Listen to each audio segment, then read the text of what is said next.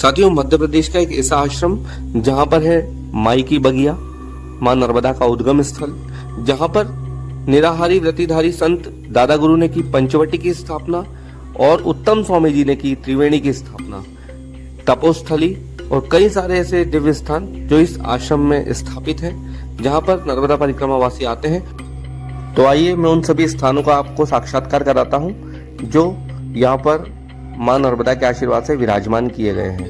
19 में कैलाश मानसरोवर की यात्रा की, 2021 में मैंने आदि कैलाश की यात्रा की, 2023 में मणिमहेश की यात्रा की, इसके बाद में 2024 में मैंने ये की अपने नर्मदा परिक्रमा की, उसके पहले 23 में मैंने बस 84 कोस की यात्रा की और मार्च 24 में मैंने नवद्वीप परिक्रमा जो नवद्वीप धाम जो है मायापुर, वहाँ की परिक्रमा 21 दिन की मैंने। साथियों, मां नर्मदा की अनवरत परिक्रमा मां नर्मदा के भक्तों के द्वारा की जाती है और उन सभी के रुकने और ठहरने के लिए उन्हीं के भक्तों के द्वारा उत्तम व्यवस्थाएं की जाती है।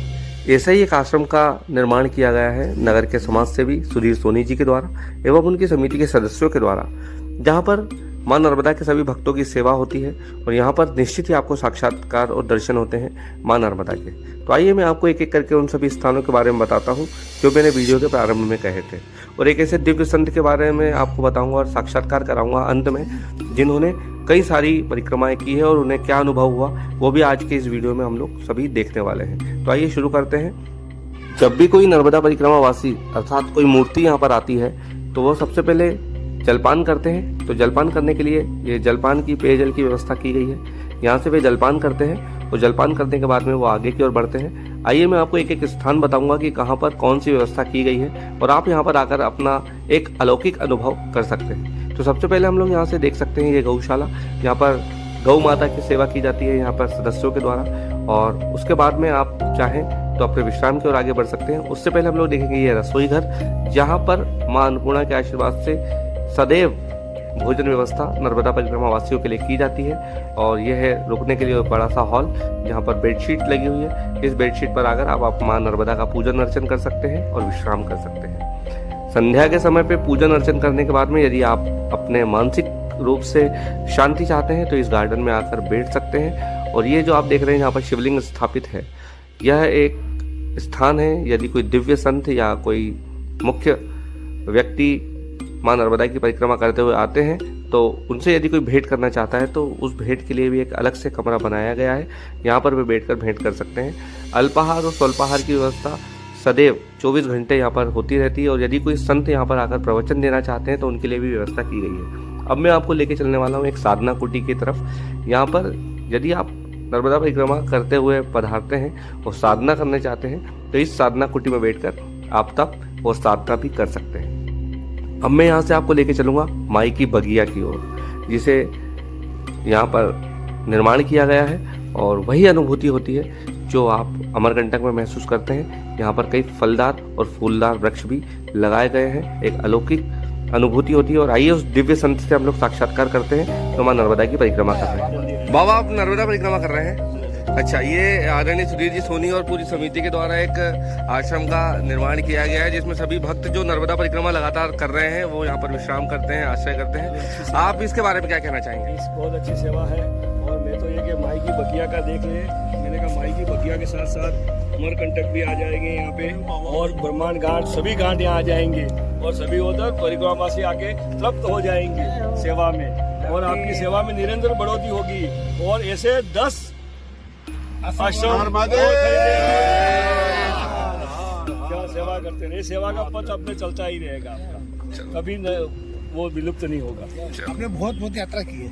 अच्छा, बहुत सारी यात्राएं। मैंने 2019 में कैलाश मानसरोवर की यात्रा की, 2021 में मैंने आदि कैलाश की यात्रा की, 2023 में मणिमहेश की यात्रा की, इसके बाद में 2024 में मैंने ये की अपने नर्मदा परिक्रमा की, उसके पहले 23 में मैंने बस 84 कोस की यात्रा की और मार्च 24 में मैंने नवद्वीप परिक्रमा जो नवद्वीप धाम जो है मायापुर, वहाँ की परिक्रमा 21 दिन की। बाबा, कई बार ऐसा लगता है कि बहुत सारे लोग कहाँ जा रहे हैं, किस दिशा में जा रहे हैं, क्या पाना चाहते हैं, आपको क्या अनुभूति हुई इस यात्रा? मुझे तो अनुभूति के मनुष्य जीवन में आने के बाद में कुछ स्थान परिवर्तन तो होना चाहिए। और वहाँ परिवर्तन होने से वहाँ के पेड़ पौधे, उस प्रकृति और वहाँ की हवा अपने, और वहाँ जहाँ से अपन चलेंगे तो अपनी मन की जो है, मन की स्थिति और मन का जो है विचार वहाँ चेंज हो जाता है, और ये जरूरी है। खाली हाथ आए खाली हाथ जाएंगे, लेकिन ये जो दौरान है ये अपने साथ जाएगी, इसमें कोई नहीं, जैसे विद्या में किसी का भाग नहीं, वैसे इस परिक्रमा में अपन खुद कर रहे हैं, उसमें किसी का भाग नहीं। बाबा, इतने पूरे क्षेत्र में कहीं पर भी ऐसा आश्रय स्थान नहीं था, तो मां नर्मदा के आशीर्वाद से आदरणीय सुरेश जी और पूरे समिति और पूरे सदस्यों के द्वारा, आदरणीय बिल्लोरे जी, सोनी जी सर के द्वारा ये एक पुनीत कार्य किया गया है। और हम लोग चाहते हैं कि मां नर्मदा का आशीर्वाद सदैव इस आश्रम पर बना रहे, और आप जैसे संत भक्त जो मां नर्मदा की पद परिक्रमा कर रहे हैं, आप सभी का आशीर्वाद भी हम सभी पर बना रहे। वैसे आप क्या कहना चाहेंगे? सेवा का जो अवसर माँ नर्मदा ने असीम कृपा से हमें मिला है, हम सब आप सब मिलकर इस आश्रम को उच्च शिखर पर ले जाएं, और जितने भी परिक्रमासी जो आते हैं उनकी सेवा बहुत सेवा करें। सेवा ही हमारा धर्म है, और सेवा करना ये पड़ाव नहीं है, ये हमारी संतुष्टि है।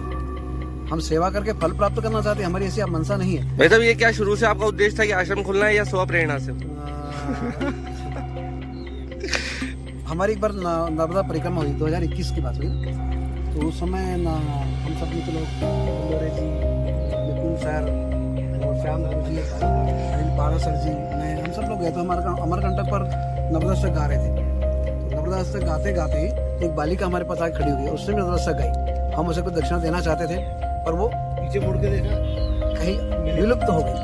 तो हमने कहा ठीक है भाई, अपना भ्रम भी हो सकता है पीछे, पर ये जब वापस आने के बाद ये जो भूखंड भी जिस पर हम खड़े जा रहे समृद्धि अपनी चाहिए मशहूर है, इसका क्रय करना हो गया, और यहाँ पर हमने बोर कराया। बोर पर माँ नर्मदा की असीम कृपा से बहुत अच्छा जल की प्राप्ति हमें नर्मदा स्वरूप में ही प्राप्त हुआ।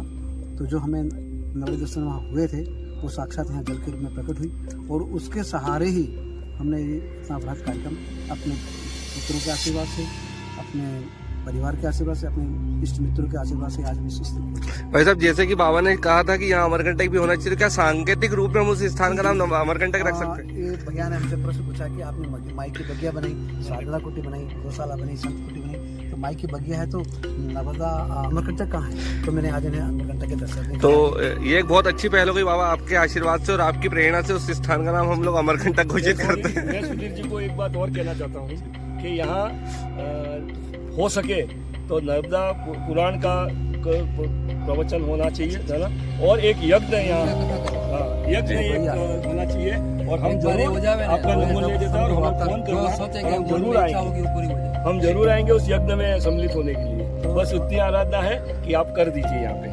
ऐसे व्यक्तित्व की यहाँ पर उपस्थित थी, तो आज हमने एक पौधारोपण किया जी।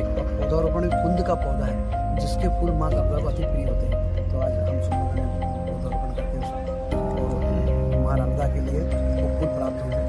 ऐसा पता नहीं, बहुत धन्यवाद। माई के पास ये अचानक आना हुआ।